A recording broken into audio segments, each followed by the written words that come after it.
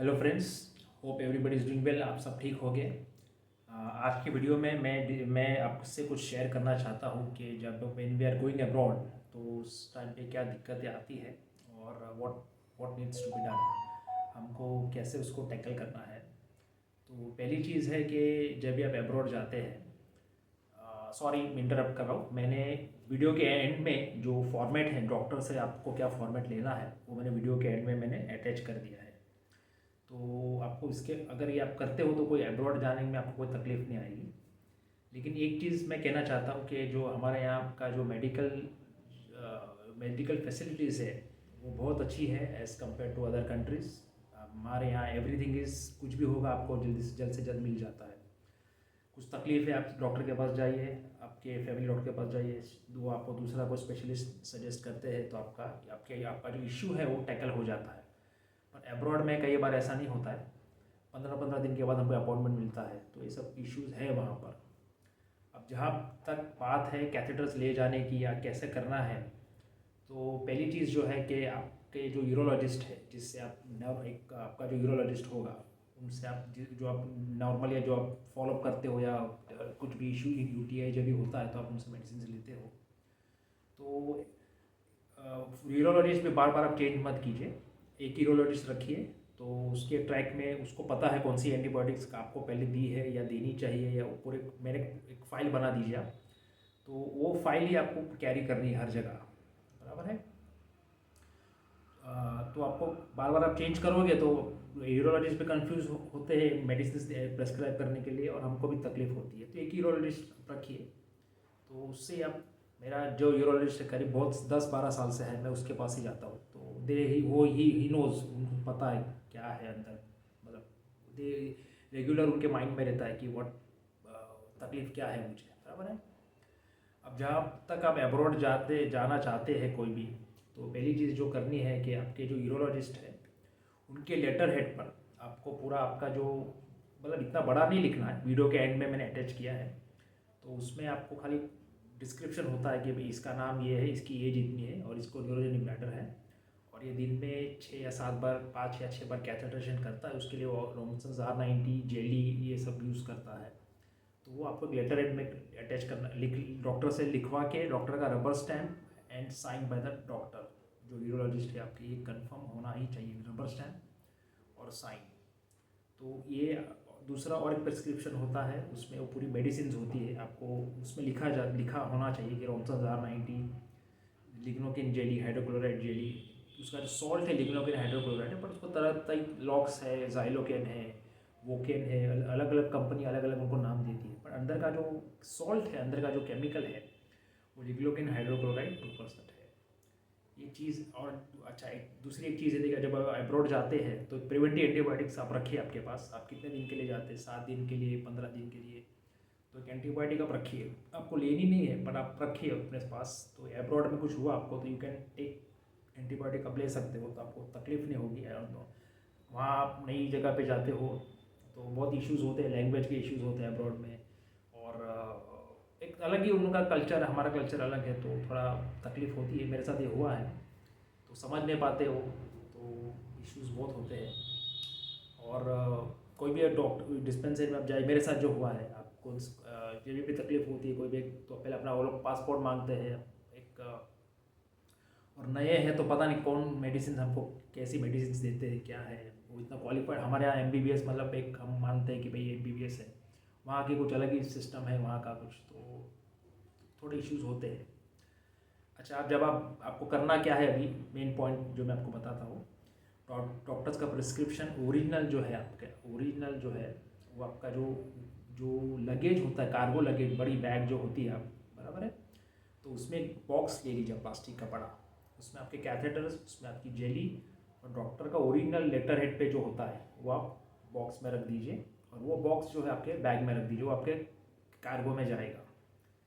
जब आप, और आपके साथ एक बैकपैक रखिए, उसमें थोड़े कैथेटर्स रखिए, 50 एक बॉक्स कैथेटर्स का आप रखिए, थोड़ा जेल रखिए।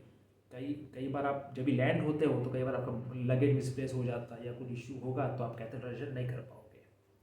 तो एज अ प्रिकॉशन, आप जो प्लेन में जब जाते हो अंदर, तो प्लेन के अंदर जब भी जाते हो बैठते हो तो आपका जो बैकपैक होना चाहिए उसमें आप आपके 50 एटलीस्ट 50 रखिए, आप 50 पीस कैथेटर्स के रखिए, जेली एडिक्वेट जेली रखिए, 3-4 दिन की आप जेली रखिए।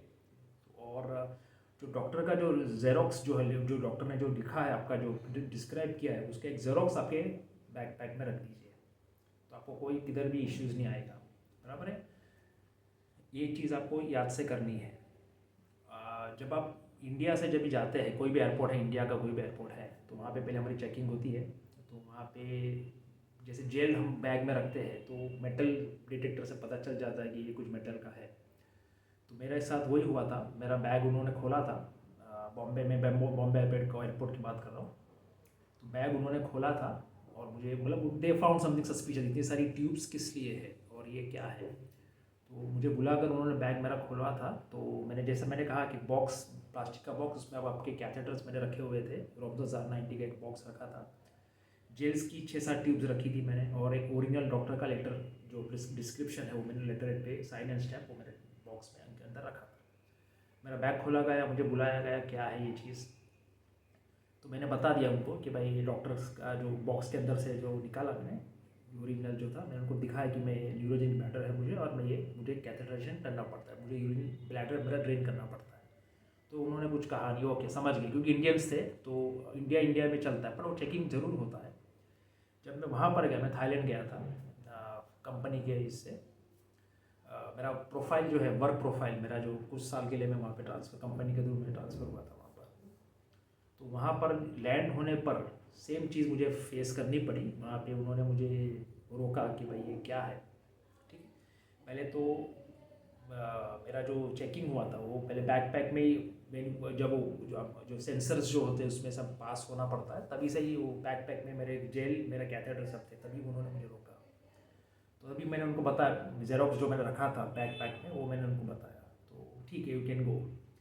सेम इशू बैग जब जो स्कैनिंग हुआ, मेरा जो बैग था, कार्गो बैग था, वो जब स्कैनिंग हुआ तो तभी भी वही इश्यूज़, मेरा बैग मुझे बुलाया गया था वापस, वो लोग ने जो देखते हैं वो एक्सरे मशीन में कि बैग के अंदर क्या है, ये सब tubes, why this so much of tubes.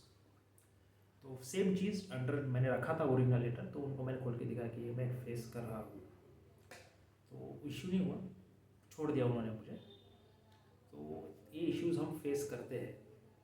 तो एब्रॉड आप जाते हैं तो थोड़ा ध्यान रखिए, आप थोड़ा प्रिकॉशंस, आप सैनिटाइजेशन का प्रिकॉशंस आप ज़्यादा रखिए ताकि आपको यूटीआई ना हो। वहाँ होता है तो बहुत सारे इश्यूज आपको फेस करने पड़ते हैं। मेडिसिन से, वहाँ की फार्मेसी है, यहाँ पे तो इंडिया में हर एक आप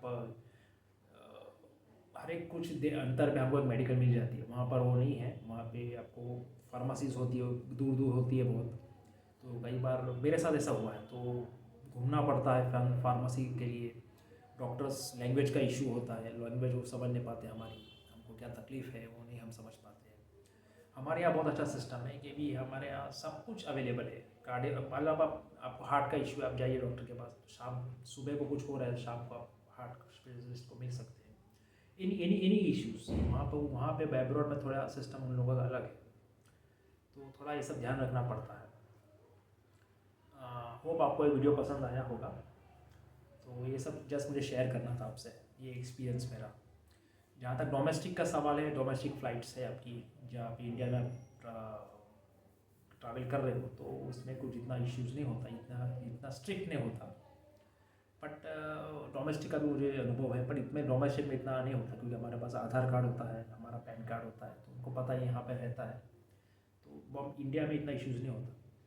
तो जब भी वो भी स्कैन होता है, तो जब बुलाते भाई क्या है, तो भाई ये है, तो देख लेते हो लोग, डॉक्टर्स जो है, डॉक्टर का एड्रेस होता है, हॉस्पिटल का एड्रेस होता है। तो इंडिया में इतना डोमेस्टिक फ्लाइट्स में तो इशू नहीं होता है। एब्रॉड में थोड़ा आपको ध्यान रखना पड़ता है, बाकी कुछ इशू नहीं होता है। तो आई होप ये वीडियो आपको पसंद आया होगा।